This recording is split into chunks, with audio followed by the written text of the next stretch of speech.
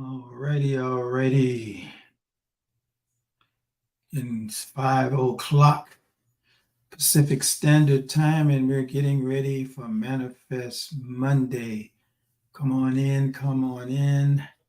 Glad to have you on with me today as I look at my feed a little bit slow, so I'm waiting till they all catch up on the other links so that I can view you as well. How you doing, Pastor Bettina? So good to see you. So good to see you.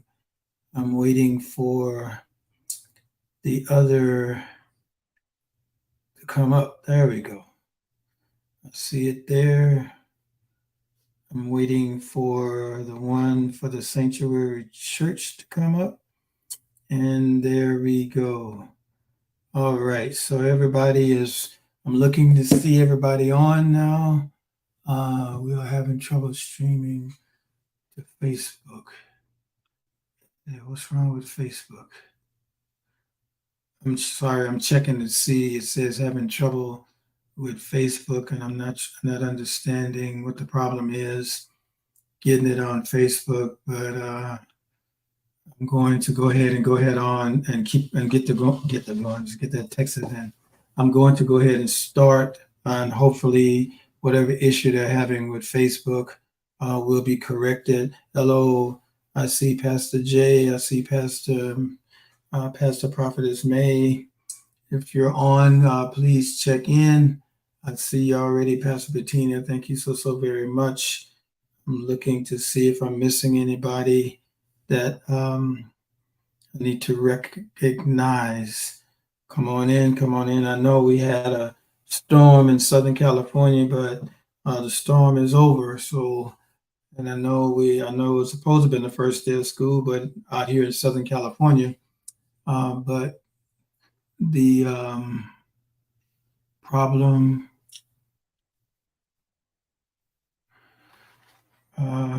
excuse me a moment. It says it's a problem with my Facebook page, but I don't see what the issue could possibly be. I have everything on that is necessary for my Facebook page. I don't know why it's telling me that there's a problem with my Facebook page. Everybody all the pages look like are on. So I'm going to go ahead and get started because maybe some people are not because they can't see me on Facebook, but I see myself on my page and I see myself on the Sanctuary page. Is anybody else not having a problem seeing me on whatever? I see that you're on YouTube, Pastor Bettina. Anybody? I don't see any people from the Facebook page that are on here. I need to check and see if there's a problem with my Facebook page to see if there's a reason why they're saying that there's a problem with the Facebook page. Hello. All right, Candace. So you can see me on Facebook, Candace? Because it was telling me that I was a problem with my Facebook page. All right, I see Candace is on. All right, Candace is on. So I don't see Daisy as I normally do. So I'm wondering, is there a problem with the Facebook page, those that are usually on Facebook? Because I'm not seeing, all right, hello, Pastor May. So you're seeing me on Facebook. Candace is seeing me on Facebook. All right, well, I guess we'll get started. Hello. All right, thank you, Barbara, I'm sorry. All right, let's get started. And here we are with two more. This Monday and next Monday will be the end of August, and we're at the end almost of our journey, starting on this journey of changes and the benefits of it.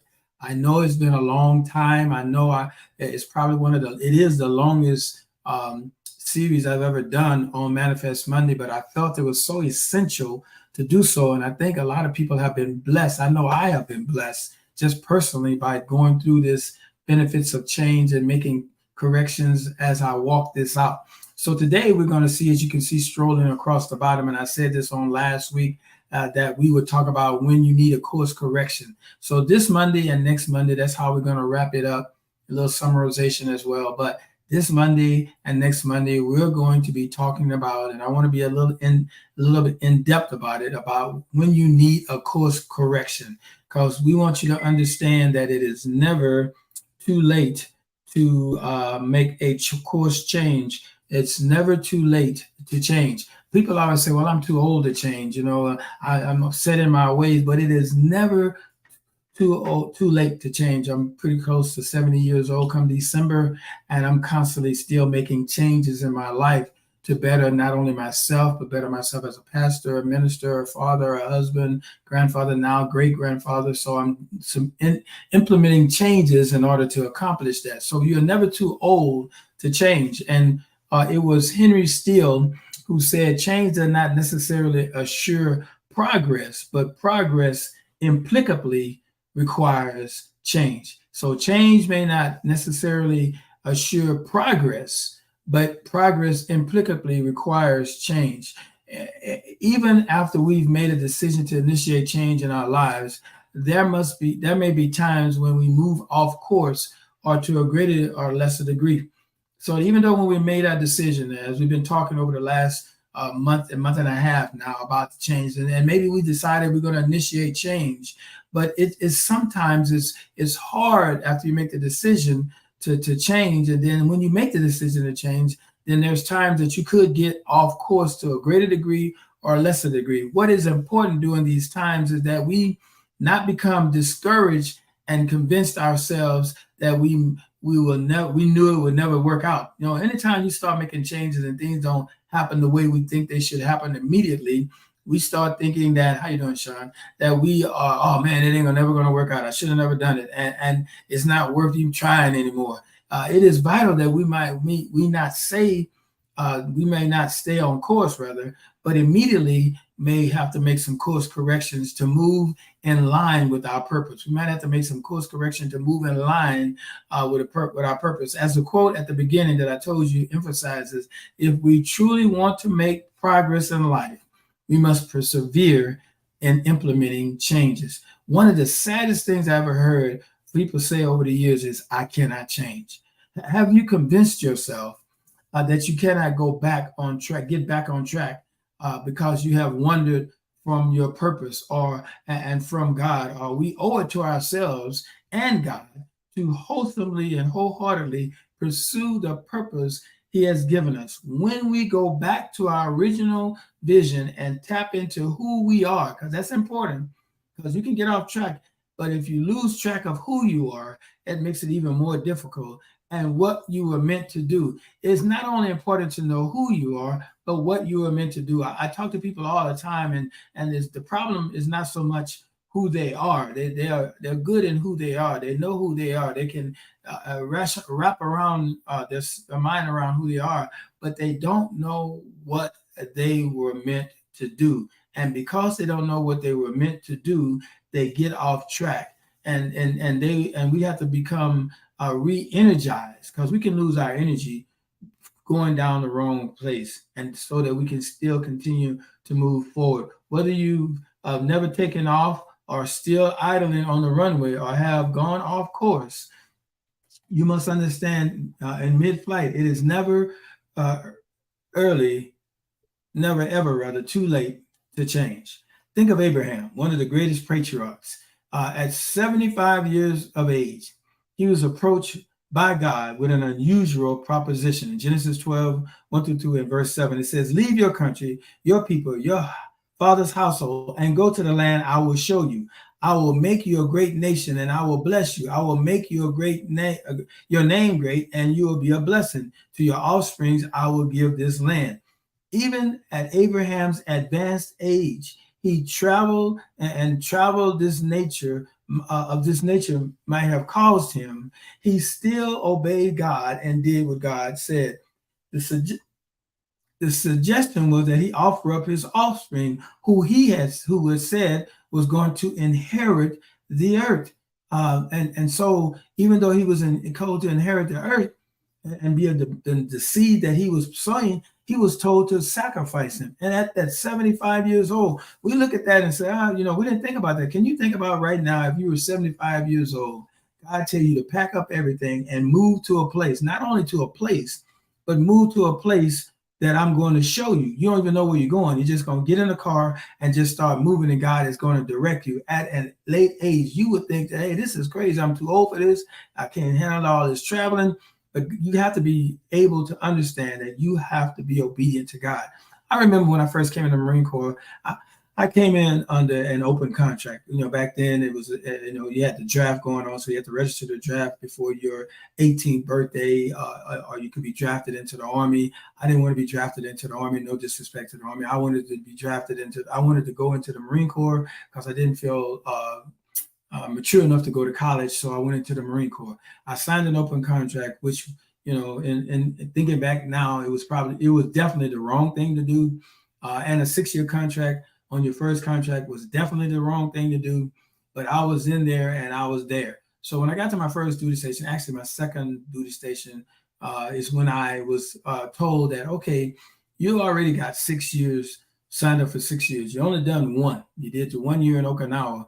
And now you are, you got 5 more years to do. You can do it one or two ways. You can just meander through the 5 years, get out at no rank, no responsibilities, or you can plot a course so that if at the end of the 5 years that you can re-enlist with some, with some benefits, or you can re-enlist at a lot ahead of the game. So I looked at myself and I had to make a course correction. We're talking about course corrections. I had to make a course correction. I had to decide that even though I had made a mistake on the front end by signing a 6-year contract, and now I'm in here, what should I do? And the thing was, okay, you got 5 years. Okay, you already did 1 year in your MOS. Do 2 more years in your MOS. You should be at least a corporal by then. If you get good pros and cons, you'll be a corporal by then. And then at that point in time, then you should go ahead and request a B billet. Whether it's drill instructor, sea duty, recruiting duty, embassy duty, request a B billet and do that 2 to 3 year tour on that B billet. Back then, when I was in, corporals could go in on the drill field, but when I signed up to go, I was a corporal, but by the time my orders came in, I was a sergeant. So I had made sergeant, and I was on my way to the drill field. Sergeant in 5 years. I figured when I made sergeant in 5, I said, I'm gonna see this out. I had 1 more year left to do. I extended so I could do my 200 drill field. Didn't know if I was gonna stay in or not, but I went to the drill field. I made staff sergeant while I was on the drill field. In the midst of being selected to go in for meritorious staff sergeant, I got selected for staff sergeant. So I'm on my way. All these are course corrections. So I'm on my way. Now I'm in the Marine Corps, 6 years, I'm a staff sergeant. And I'm saying, okay, I'm gonna stay around. So I re-enlist, and now I'm on. It said I do 3 more years of my MOS as a staff sergeant, and then I can get good fitness reports. And then if I decide to stay on, I have good fitness reports. So I did 3 more years, and then I went to another B billet, which was back to the drill field for the second time. Second time I'm on the drill field. I'm there for 2 years. By the time that time come around, I'm coming close on 10 years in the Marine Corps. So I'm in almost 10 years in the Marine Corps. I'm going up once again for meritorious staff sergeant, because when you do work, you got to do work as, at this time I wouldn't even say, but I knew about work ethic because my father had taught me that. So I'm on my way there. And now I'm getting on my way to be meritorious, going for meritorious staff sergeant, almost a shoe-in to get it. I get selected for gunny on the regular promotion board. So now I'm in the Marine Corps for 10 years and I'm a gunny. And and even back then, with all this going on, that was not heard of. I'll be at an E7 by the time you're in the military, about for 10 years, that was unheard of. So I said all that to say that during the time in the military, I had to make course corrections. Even in my, after I got out and got saved, I had to make course corrections. I had to start realizing that I spent all that time in the Marine Corps being a Marine, but I didn't do anything to prepare me after I got out of the Marine Corps. I didn't go to school while I was in. I didn't get my degree while I was in. So now I'm out, and now I have to readjust my mindset to know that I'm not going to be successful unless I make a correction in my course and start going back to school. So I had to go back to school, and because I had to consider my ways. I had to take an honest look at where I was and what it was going to take for me to advance in life now that I'm out of the Marine Corps. I don't have that stability of that paycheck by my pay grade over 20 and all of that. I just had to work it out, and I had to make some course corrections. I had to go back to school. I had to start a community college, and I had to go to seminary, and I had to go to Bible school, and I did all of those things. I drove an hour and a half, an hour and 45 minutes to go down to Bible school, and for 3.5 years to get a degree so that I could make my course correction. So I understood that I had to do something to do what I needed in order to make that. So earlier I learned in my walk, and we talked about this last time, about the knowledge of the pilot in the plane and regarding to pursuing our purpose. We remember Proverbs 14:12 says, there is a way that seems right to man, being the pilot, but in the end, it leads to death, collision. So perhaps the way you have been leading and the way you've been living seems right at the time you wanted, or you wanted it to be right, but it led to collision or death. So I don't mean physical death; I mean a dead end. So sometimes people think that they can outsmart God. Oh, I know better. I know the best way to do this. I was a schemer and a planner on the outside. I'm gonna be a schemer and a planner. And I know how to do this.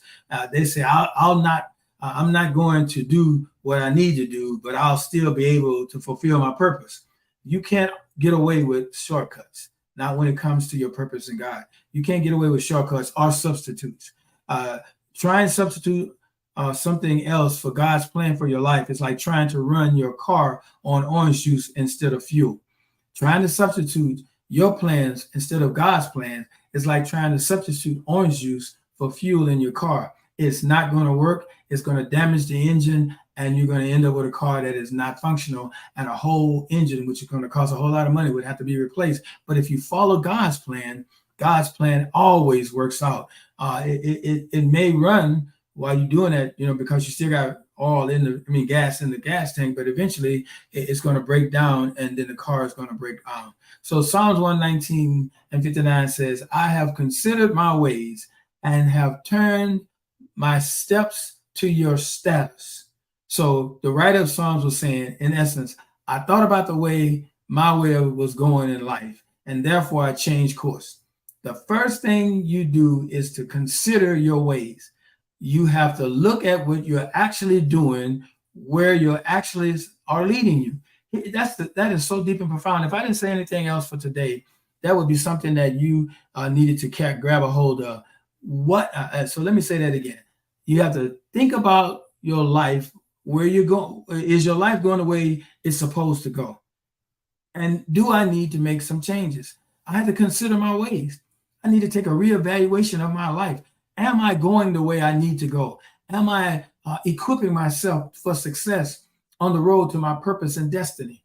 Am I following God's plan and letting him order my steps, or am I making my own steps? It's like if you're in a landmine, it's like going through a landmine blindfolded, and you got to try to feel and not see the landmines. They may be sticking up in the ground out of the sand or something, and you can see them. But if you're blindfolded, you can't see and maneuver through those hazardous pits. But if you're following God's plan, as God takes the blindfolder off of you, you're able now to see where the little bouncer balls are, that if you stepped on them would blow you up. God will maneuver you through the landfill as you take your steps. He will order your step to the left, step to the right, step straight, don't move, stand still. All of those things when you follow his plan. And he said, and when you do that, he will do what he needs to do in order to be able to do what you need to do. And verse 60 of Psalms 119 says this: I will hasten, not delay, to obey your command. So you got to act quickly. When God tells you to do something, you need to act quickly. How you doing, Pastor Brian? You got to act quickly and not hesitate. So these are some things that you need to ask yourself when you're asking it. And I need you to think about these and write these down, or even just think about them. Go back and watch the video. Once again, if you on, please share. Think about these questions when you come by considering your ways. Am I truly satisfied with the course I'm currently on? Are you truly satisfied with the course you're currently on? Is the course you're on enabling you to fulfill your purpose? Is the course you're on enabling you to fulfill your purpose? And what took you off course and what has kept you there? What took you off course and what has kept you there? These are questions you need to ask yourself when you're considering your ways. And the other one is how I'm spending my time contributing to my vision? Is how I'm spending my time contributing to my vision? Is what I'm doing in secret taking me to my purpose? Is what I'm doing in secret taking me, excuse me for a moment, taking me to my purpose? And have I been deterred or distracted from my course? If so, what happened? What disrupted my life? What's disrupted my life that has taken me off course for weeks, for months, and years?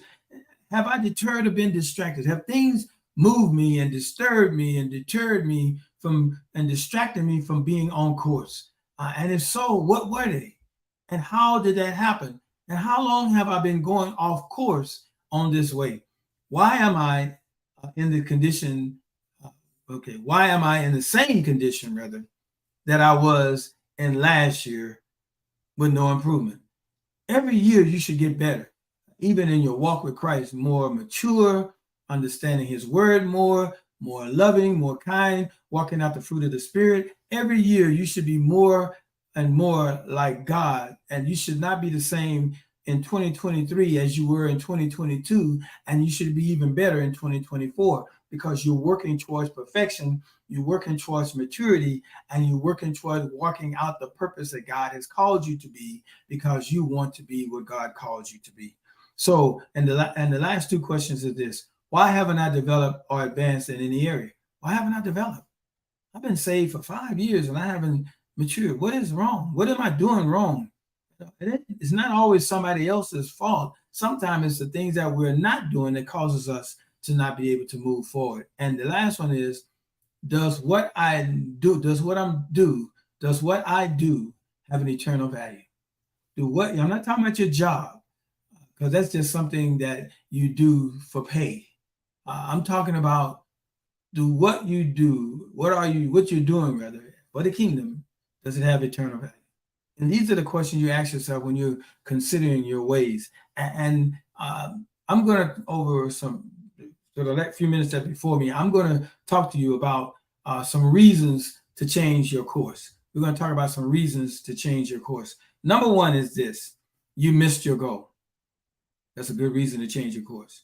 You didn't accomplish what you planned because you didn't pursue wholeheartedly what you wanted to achieve. Your course corrections involves going back to your original flight plan, as we talked about last time about the pilot, to accomplish your purpose. And one of the things that I learned from this is about missing my goal is when I got out of the Marine Corps, my uncle was, at the time, he had been in high school. Then he went to college. He went to Michigan State. He was a great wide receiver, made All-American at Michigan State. Then he got selected by the Minnesota Vikings. He played with Carl L. They used to call the Purple People Leaders. He was a wide receiver for Minnesota Vikings. He played 4 years. They went to the Super Bowl, but they didn't win. But he went to the Super Bowl as a 4-year player. But he kept getting injured, kept having knee injuries. But the thing that my uncle did during his off season was he was reevaluating and making course corrections in case football didn't pan out. He had to have another way to be successful. So he was working with other companies. He was doing modeling for clothes. He was getting his degrees, and eventually he just stopped playing football because he just got tired of having the knee surgeries, and he went to work for 3M. At the end of his retirement from 3M, he was a vice president of personnel, making 6-7 figures because he made a course correction while he was still playing football, and he realized that he could do something better. I missed my goal while I was in the military because I could have went to school. But the time that I was in the military, I could have had a doctor's degree by the time I got out if I had pursued it. But I did everything I wanted to do and didn't follow the flight plan. So number one is you missed your goal. That's why you need to change your course. Number two, You know that your present actions are detrimental to your life and person. That's why you need to make a course correction. You know that your present actions are detrimental to your current to your life and purpose. You know that. So because you know that, you're making these course corrections now.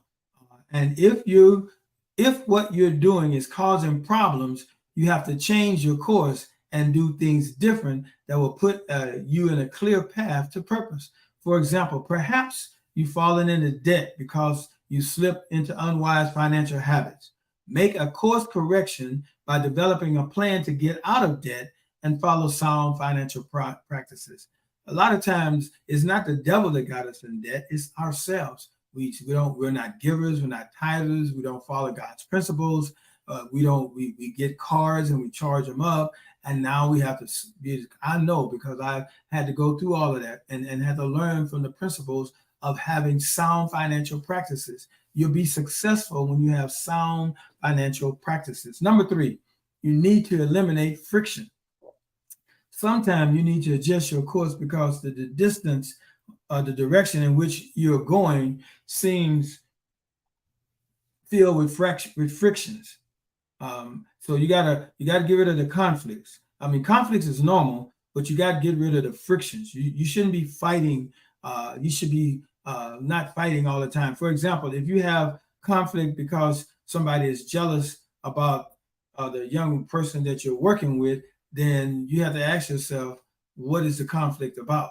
And you got to make these necessary changes to make sure that, and know that the Lord may have you trying to change somebody for the long term, but he can't change a person if that person is not willing to change. You may be trying to change them for the long term, but they're not willing to change. And you have to understand that. And the next thing that I wanted to talk is you must change your attitude. And I'm telling you, attitude determines your altitude. Sometimes it is necessary the course correction that involves a change of attitude. Again, you have to ask God in his purpose, take you from the top position in your company to a new position where you're the low position. I was a master sergeant in the Marine Corps, but because I did not prepare properly, I had to take whatever I could, because I know if a man don't work, that's what they say, a man don't work, you don't eat. So I knew as a husband, as a provider, I had to find a job. Now, in the Marine Corps, I was a master sergeant, only one rank higher, master guns, sergeant major, that's it. I was one rank from the highest rank that you could be, but I had to come down to take whatever I could because I didn't prepare myself with education. So I had to take whatever job I could in order to make the provisions. So I had to change my attitude about how I think, because I got out thinking I'm a master sergeant, I should be able to get whatever job I want. Not so. If I'm not prepared for it, if I don't have the degrees for it, I can't do that. So you got to make sure you understand all of that. Number 5, you experience unexpected disruptions. Sometimes life, as we talked about it, if it ain't one thing, it's another. Sometimes life unfolds in a way that we don't expect. You might that may throw you off course for a short time, but then you need to readjust to get back on course. Because sometimes the thing that you experience is not what you expect. So you got to get back on course, and you got to be able to get back on course in the right way. And then sense that those interruptions happen. And the last thing I'm going to talk about is you need to work through a detour. Need to work through a detour. Sometimes we experience major crises in our lives or have disastrous personal failures. And I want to encourage you that even though you may have stumbled or fallen, you can still make it to your destination.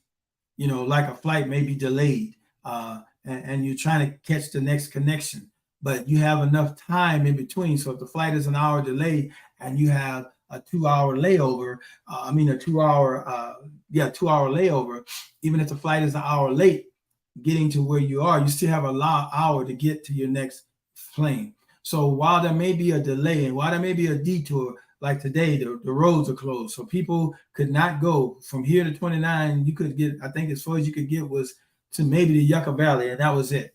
Or to the Great and Morongo, and that was it. And you couldn't go any further. The 10 was backed up because, trucks literally just parking on 10 going west because the road was closed. Those were detours. There was no way to get around it. So sometimes you got to set in a place and wait until it's open up for you to be able to move forward. But you got to work through it.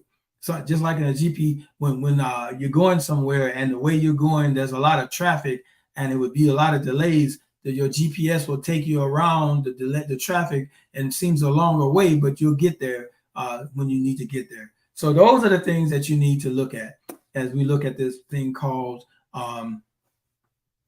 when you need to make a course correction.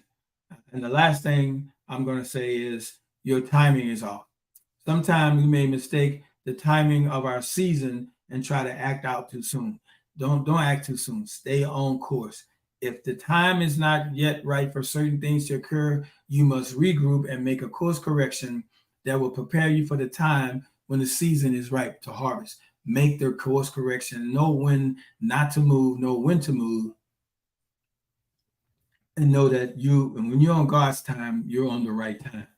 So that's all I have for you on today. From next week, we're going to wrap this up.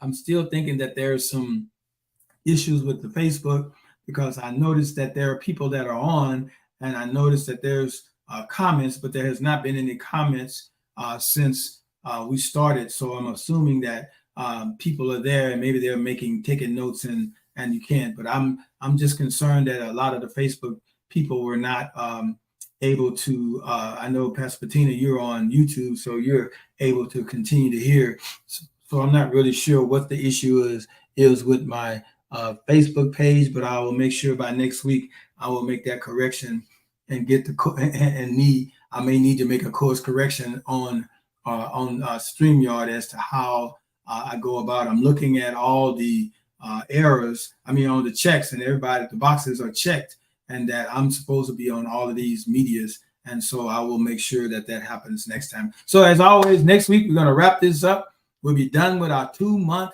working on the changes and the benefits of change and the benefits of it. So I pray this has been a blessing. If it has, please share, and we'll wrap this up next week. And as always, at the place where I preach the most, love you, and there's nothing you can do about it. Let's go to work and get some change and get it done.